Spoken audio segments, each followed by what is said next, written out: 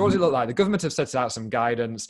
Have a look at it on the government website. I'm sure we'll provide a link to it as well for anyone on the link tree. So if you click through to that.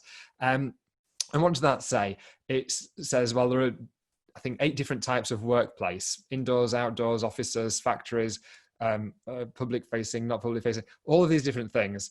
And they all have their different needs, but I've got to say they're all very similar as well.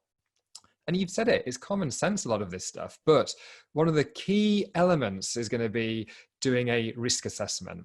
And it's not just a risk assessment that somebody from the office comes around and has a look and says, it looks all right to me.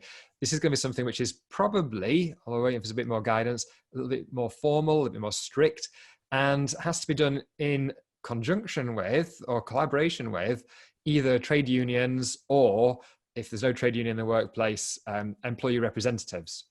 So this period now, if you don't have employee representatives in place as an employer, as a company, start sort of looking who those representatives might be, because they're useful not just for doing risk assessments, but also for collective consultations around redundancies, around contract changes, all of which may well become important procedures in the coming weeks or months or beyond.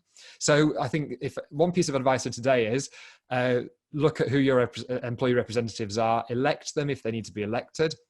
There's a bit of a process to follow for some procedures, but I think just getting those people together, whether it's through a staff council or whether it's through actually nominating or electing.